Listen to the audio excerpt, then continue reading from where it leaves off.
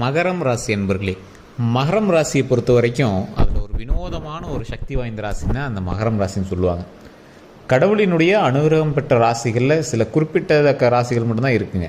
அதில் அந்த மகர ராசிக்காரர்கள் எதை நினைத்தாலும் அதுக்கு ப்ரீ பிளான் பண்ணி பண்ணுவாங்க. சின்னதாக 1-2 மிஸ் ஆகுமே தவிர மற்ற எல்லாத்தையுமே இங்கே வந்து ஈஸியாக அச்சீவ் பண்ணிடுவாங்க. எதுக்கு எடுத்தாலும் ஒரு பேக்கப் ஒன்று ரெடி பண்ணி வச்சுருப்பாங்க. ரிஸ்க் எடுக்கிறதுக்கு கொஞ்சம் பயப்படக்கூடிய ராசினா அந்த மகர ராசி அப்படின்னு சொல்லுவாங்க. தற்போதைய நிலைமையில் கடனில் கொஞ்சம் மாட்டியிருக்கக்கூடிய ஒரு நேரம், உங்களுடைய தொழில் கொஞ்சம் டல்லாக இருக்கக்கூடிய ஒரு நேரம் அப்படின்னு சொல்லலாம்.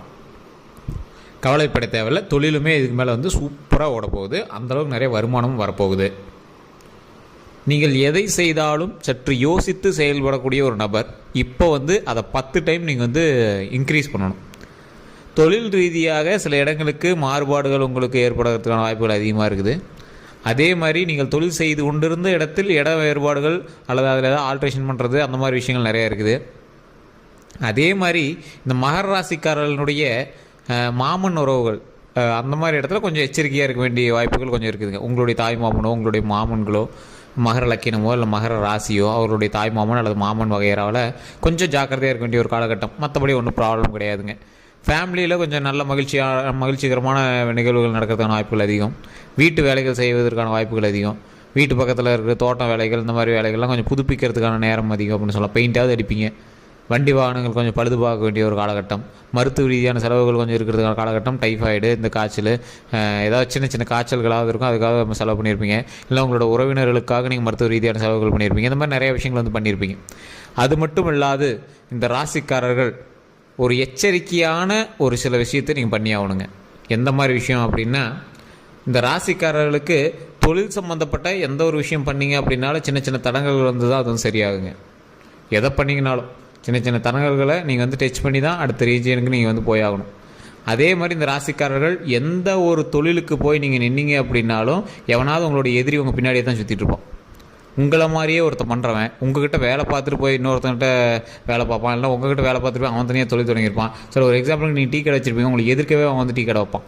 ஸோ இந்த மாதிரி விஷயங்கள் உங்களுக்கு நடக்கிறதுன வாய்ப்புகள் அதிகம். ஸோ அந்த விஷயத்தில் கொஞ்சம் ஜாக்கிரதையாக இருந்துக்கணும். அதே மாதிரி சொந்த பந்தங்கள்கிட்ட நீங்கள் தொழில் ரீதியாகவோ பண ரீதியாகவோ விஷயங்கள் பண்ணிட்டு இருந்தீங்க அப்படின்னா தற்போதைய நிலைமையில் தேவையில்லாத மனஸ்தாபங்கள் இருக்கிறதுனால காலகட்டம். ஸோ அந்த விஷயத்தில் கொஞ்சம் கவனம் செலுத்துங்க. அதை கொஞ்சம் பார்த்து பக்குவமாக இருந்தீங்க அப்படின்னா ரொம்ப நல்லதுங்க. இந்த ராசிக்காரர்களுக்கு மகிழ்ச்சி அப்படிங்கிறது எதை பேஸ் பண்ணி இருக்கும் அப்படின்னா, மகிழ்ச்சி அப்படிங்கிறது குடும்பத்தோடு இருக்கிறது, பணம் சம்பாதிக்கிறது. இதுதான் நீங்கள் வந்து நினச்சிருப்பீங்க. இந்த ராசிக்காரர்கள் தற்போதைய நிலைமையில் கொஞ்சம் எச்சரிக்கையாக இருக்க வேண்டிய ஒரு காலகட்டம் அப்படின்னே சொல்லலாம். நடுநிலையில் நீங்கள் நிற்பீங்க. எதை பண்ணலாம் அதை பண்ணலாமா, என்ன பண்ணுறனே தெரியல சார், நடுவில் நின்றுட்டுருங்க, என்ன பண்ணுறனே தெரியல, ஒரு ஐடியா இல்லாமல் நின்றுட்டுருக்கு சார் அப்படிங்கிற மாதிரி நீங்கள் நின்றுட்டுருப்பீங்க. அந்த குழப்பம்லாம் இனிமேல் வராது, பிரச்சனையே இல்லை. அந்த குழப்பம் இருப்பவர்கள் தயவுசெய்து ஒரு டைம் நீங்கள் வந்து ஜாதகத்தை செக் பண்ணிக்கோங்க. தசாபுத்தி என்ன நடந்துகிட்டு இருக்குது, உங்களுக்கு இப்போ எப்படி போயிட்டுருக்கு அப்படின்னு ஜாதகத்தை செக் பண்ணிக்கோங்க. இல்லை சார் எங்களுக்கு லோக்கலில் ஜாதகம் பார்த்தா ஒன்றும் செட் ஆகலை, மேட்ச் ஆகலை, சாட்டிஸ்ஃபை ஆகலை அப்படிங்கிறவங்க மட்டும் கீழே டிஸ்கிரிப்ஷனில் நம்பர் இருக்குது, அந்த நம்பருக்கு ஃபோன் பண்ணி நீங்கள் வந்து பேசி தெரிஞ்சிக்கலாம். கண்டிப்பாக பிஸியாக தான் இருப்பாங்க. கொஞ்சம் உங்களுக்கு நல்ல நேரம் அமைஞ்சிச்சு அப்படின்னா பதில்கள் உங்களுக்கு உடனடியாக வரும். ஏன்னா ஒருத்தர் நல்ல நேரம் இருந்தால் மட்டும்தான் அதுக்கு நீங்கள் என்ன பண்ணணும் அப்படிங்கிறதுக்கான ஆன்சரே கிடைக்கும். ஸோ நீங்கள் ஃபோனில் நீங்கள் பேசுகிறதுல நீங்கள் தெரிஞ்சிக்கலாம் உங்களுக்கு நல்ல நேரம் இருக்கா என்னங்கிறது. ஸோ அந்த மாதிரி வாய்ப்புகளை தட்டி கழிக்காமல் நீங்கள் ஜாதகத்தை பார்த்து அதுக்கு தகுந்த மாதிரி ஸ்டெப் எடுங்க. இப்போ இந்த மகர ராசிக்காரரோட மேட்டர் வரலாம். இந்த மகர ராசிக்காரர்கள் எப்போயுமே ரிஸ்க் எடுக்காத ஒரு ஆள் அப்படின்னு சொல்லுவாங்க. ஒருத்தர் யாரோ ஒருத்தர் வந்து பணம் போட்டு ஒரு தொழில் பண்ணிகிட்டு இருக்காங்க அப்படின்னா இவர் வந்து அவரை பார்த்து டெமோ பண்ணுவார். இவர் கை காசுலாம் போட மாட்டார். ஃபஸ்ட்டு அவர் என்ன பண்ணியிருக்காரு ஒரு வருஷம் வெயிட் பண்ணுவோம், அவனுக்கு இது மாதிரி நடந்துச்சுன்னா அது மாதிரி ட்ரை பண்ணி பார்க்கலாம் அப்படின்னு ஒருத்தர் எக்ஸாம்பிளாக எடுத்து பண்ணக்கூடிய ராசிகள் இந்த மகர ராசி ஒன்று. அதே மாதிரி அதீத முதலீடுகள் வந்து போட மாட்டாங்க எந்த இடத்துலையுமே. நிலம் வாங்கினா கூட இதுக்கு செலவாயிருச்சு அப்படின்னு யோசிப்பாங்க. நிலம் வந்து அவர் கையில் தான். நம்ம ஒரு மகர ராசி இருக்காங்க அப்படின்னா நிலம் வாங்கியிருக்காங்க அப்படின்னா நிலம் வந்து நம்ம கையில் தான் இருக்க போகுது. ஆனால் அதுக்கு செலவாயிருச்சு அப்படின்னு யோசிக்கிறது. திருமண செலவுகள் பண்ணியிருந்தால் திருமணத்துக்கு இவ்வளோ செலவாயிருச்சு, திருமணத்துக்கு செலவு பண்ணி தான் ஆகணும் அப்படிங்கிறது அவருக்கு தெரியல. ஆனால் திருமணத்துக்கு இவ்வளோ செலவாயிருச்சு, எதெல்லாம் நல்ல விஷயங்களோ அதெல்லாம் செலவானதை அவர் வந்து மைண்டில் வந்து குழப்பிட்டே இருப்பார். அதெல்லாம் தேவைக்காக தான் பண்ணியிருக்கு, அதுவும் அவரோட தேவைக்காக தான் பண்ணியிருக்கு அப்படிங்கிறதே மறந்து பேசக்கூடிய ராசி இந்த மகர ராசி.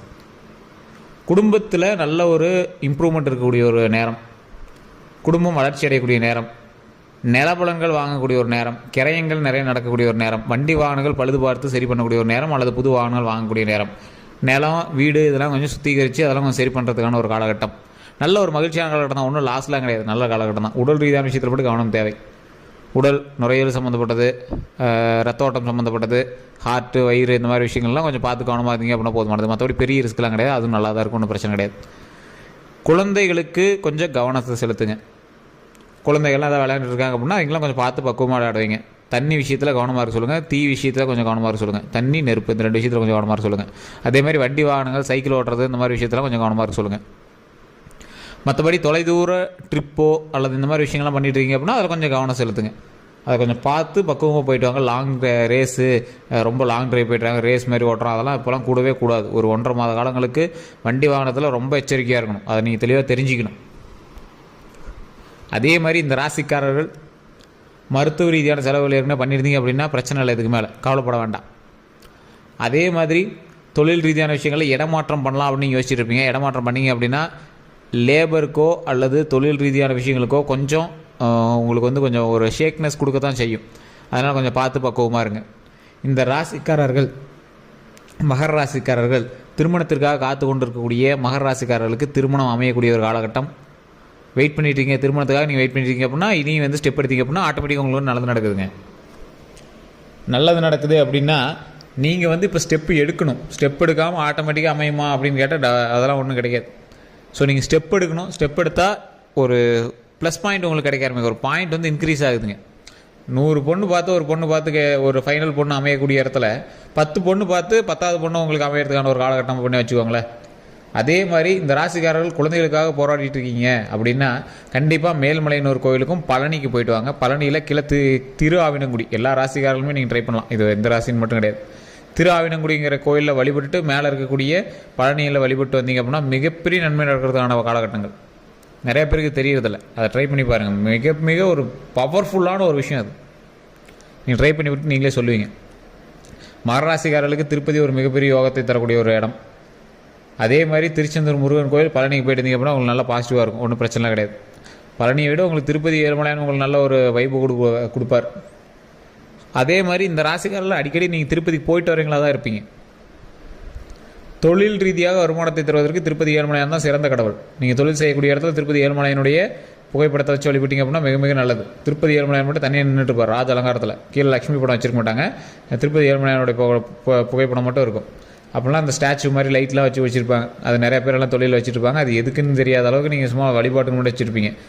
ஒற்றை பெருமாளாக நிற்கக்கூடியவர், ராஜ அலங்காரத்தில் இருக்கக்கூடியவர், தொழில் செய்யக்கூடிய இடத்துல இருந்தார் அப்படின்னா மிகப்பெரிய லாபம் கொடுப்பார். ஸோ அது நிறைய பேர் தெரியறதில்ல. அதை கொஞ்சம் தெரிஞ்சு அதுக்கு தகுந்த மாதிரி வழிபாடு பண்ணிகிட்டு இருந்தீங்க அப்படின்னா அது மிகப்பெரிய ஒரு நன்மை தரும். டெய்லி துளசி வச்சு பாருங்கள். சாமி மேலே ஒரு பூ இல்லை துளசி மிகப்பெரிய நன்மை கொடுக்கும். உங்களுக்கே பாசிட்டிவ் வைப்பு தர ஆரம்பிக்கும். ஸோ இந்த ராசிக்காரர்கள் கண்டிப்பாக திருப்பதி ஏழுமலையான் வழிபாடு கண்டிப்பாக பண்ணுங்கள். தயிர் சாதம், லெமன் சாதம் அல்லது தக்காளி சாதம் இல்லைனா புளி சாதம், இந்த 4ல் ஏதோ ஒன்று உங்களுடைய சனிக்கிழமைகளில் பெருமாள் கோயில் பக்கத்தில் இருந்துச்சு அப்படின்னா உங்களுடைய வீடுகளுக்கு பக்கத்தில் இருக்கக்கூடிய பெருமாள் கோயிலுக்கு போயிட்டு அங்கே இருக்கக்கூடிய ஏழை எளிய மக்களுக்கு, அங்கே சாமி கும்பிட வரவங்களுக்கு ஒரு குண்டாவில் ஒரு சின்ன டீப் நீல நீங்கள் சாப்பாடு செஞ்சு எடுத்துகிட்டு போயிடுங்க. சும்மா சின்னதாக ஒவ்வொரு கண்டி அங்கே வடித்து கொடுங்க. அது அங்கே இருக்கிறவங்க கொஞ்சம் சாப்பிட்டோம். உங்களோட லைஃப்பில் எவ்வளோ பெரிய சேஞ்சஸ் நடக்குதுன்னு நீங்கள் அடுத்த வீடியோவில் சொல்லுவீங்க. இந்த ராசிக்காரர்களுக்கு அன்னம் அளிப்பதனால் மிகப்பெரிய நன்மை நடக்கும். அதை நீங்கள் ஒரு டைம் பண்ணி பார்த்தீங்க அப்படின்னா உங்களுக்கு தெரிய ஆரம்பிக்கும். இந்த டைமில் நீங்கள் எச்சரிக்கையாக இருக்க வேண்டிய விஷயங்கள் என்னென்னு சொல்லிட்டேன். வண்டி வாகனம், உடல் ஆரோக்கியம், குழந்தைகளுக்கு தண்ணி சம்மந்தப்பட்டது, தீ சம்மந்தப்பட்டது, இதுதான் நீங்கள் கவனமாக இருக்க வேண்டிய இடம். மருத்துவ ரீதியான செலவுகள் நீங்கள் பண்ணி தான் ஆகணும். அதனால் அது பண்ணியாச்சு அப்படின்னா இதுக்கு மேலே பிரச்சனை இல்லை. மற்றபடி உங்களுக்கு லாபகரமான விஷயம் எது அப்படின்னா தொழிலில் ஓரளவுக்கு பரவாயில்லையாக இருக்கும். தொழில் இடமாற்றம் பண்ணுறீங்க அப்படின்னா ஸ்டார்டிங்கில் கொஞ்சம் லேக்காக தான் இருக்கும், கொஞ்சம் பொறுமையாக தான் பண்ணணும், வேறு வழி இல்லை. தொழிலுமே பார்த்திங்கன்னா இப்போ கொஞ்சம் நல்லா தான் இருக்க ஆரம்பிக்கும். இதுக்கு மேலே நீங்கள் தொழிலே இன்க்ரீஸ் பண்ணால் அல்ல தொழிலில் சின்ன சின்ன வேறுபாடுகள் பண்ண ஆரம்பிக்கும், இல்லைனா புது தொழில் ஒன்று ஆரம்பித்து சைடில் அப்படி நடத்த ஆரம்பிச்சிக்கும். ஸோ அதை நீங்கள் மெயினில் ஞாபகம் வச்சுக்கோங்க. வேலைக்கு போய்ட்டுருக்கீங்க அப்படின்னா ஒன்றும் பிரச்சனை கிடையாது, ரெகுலரான அப்டேட்ஸ் போய்ட்டுருக்கும். போட்டிகள் அதிகமாக இருக்கும், பொறாமைகள் உங்கள் மேலே கொஞ்சம் அதிகமாக இருக்குது. ஏற்கனவே அப்படி தான் இருந்துகிட்ருக்கும் தொழிலில். அதை கொஞ்சம் கவனமாக செலுத்துங்க. தேவையில்லாத இடங்களில் கோவப்படாதீங்க. இப்போ கடன் இருக்குது அப்படிங்கிறதுனால பயப்படாதீங்க. கொஞ்சம் கொஞ்சமாக சரி பண்ணக்கூடிய ஒரு காலகட்டம், அதனால் பயப்பட தேவையில்லை. இந்த தொழில் ரீதியான விஷயங்கள் பண்ணக்கூடிய நபர்கள் கொஞ்சம் எச்சரிக்கையாக பண்ணுங்கள். லேபர்கிட்ட, உங்கள்கிட்ட வேலை பார்க்குறவங்கக்கிட்ட கொஞ்சம் பார்த்து நடந்துக்கணும். கூட வேலை பார்க்குறவங்க சக வேலையாட்கள்கிட்ட கொஞ்சம் சரிசமமாக நடத்தணும். சரிசமமாக நடத்துறது மட்டும் இல்லை, கொஞ்சம் வார்த்தைகளை கவனம் செலுத்தணும். பெண்கள் விஷயத்தில் கவனம் தேவை. ஆண்களாக இருந்தால் பெண்கள் விஷயத்திலையும், பெண்களாக இருந்தால் ஆண்கள் விஷயத்திலையும் கவனம் தேவை. தேவையில்லாத கெட்ட பெயர்கள் வருவதற்கான வாய்ப்புகள் இருக்குது. அந்த கெட்ட பெயர்களை தவிர்த்துக்கிட்டு கொஞ்சம் நீட்டாக இருந்தீங்க அப்படின்னா ரொம்பவே நல்லதுங்க. வேறு ஏதாவது கருத்துக்கள் இருக்குது அப்படிங்கிற பட்சத்தை கமெண்ட் செக்ஷனில் பதிவிடுங்க. கீழே வந்து டிஸ்கிரிப்ஷனில் நம்பர் கொடுத்துருங்க, அந்த நம்பருக்கு ஃபோன் பண்ணி பேசி தெரிஞ்சுக்கிட்டு அதுக்கப்புறம் வேறு எதாவது டீட்டெயிலாக இருந்தாலும் சொல்லிடுங்க. ஏதாவது உங்களுக்கு கருத்துக்கள் வேணும் அப்படின்னா உங்களுடைய பிறந்த தேதி, பிறந்த நேரம், பிறந்த ஊர் இதை மட்டும் நீங்கள் எழுதி வச்சுட்டு நீங்கள் கீழே இருக்கிற நம்பருக்கு ஃபோன் பண்ணி நீங்கள் வந்து பேசி தெரிஞ்சுக்கலாம். வாட்ஸ்அப் மூலமாக தொடர்பு கொண்டாலும் உங்களுக்கு டீட்டெயில் சொல்லுவாங்க. மேலே வந்து லிங்க் கொடுத்துருக்கோம். அதே மாதிரி நம்ம சேனலில் பார்த்துருக்கீங்க அப்படின்னா யூடியூப்பில் பார்த்துருக்கீங்கன்னா சப்ஸ்கிரைப் பண்ணிட்டு பக்கத்தில் இருக்கிற பெல்லை ப்ரெஸ் பண்ணி அதில் ஆல் அப்படின்னு கிளிக் பண்ணிக்கோங்க. அப்போ தான் நோட்டிஃபிகேஷன் வந்து டக்கு டக்குன்னு உங்களுக்கு வருங்க. நிறைய பேர் சார் நோட்டிஃபிகேஷனே வரமாட்டேன்னு திட்டுறீங்க. ஸோ அதை மட்டும் கொஞ்சம் செக் பண்ணிக்கோங்க. அதே மாதிரி நீங்கள் வந்து ஃபேஸ்புக்கில் பார்த்துருக்கீங்கன்னா ஃபாலோ பண்ணி அடிச்சுக்கோங்க. வேறு எந்த கருத்துக்களாக இருந்தாலும் மறக்காமல் கீழே டிஸ்கிரிப்ஷன் நம்பருக்கு ஃபோன் பண்ணி பேசி தெரிஞ்சுக்கோங்க.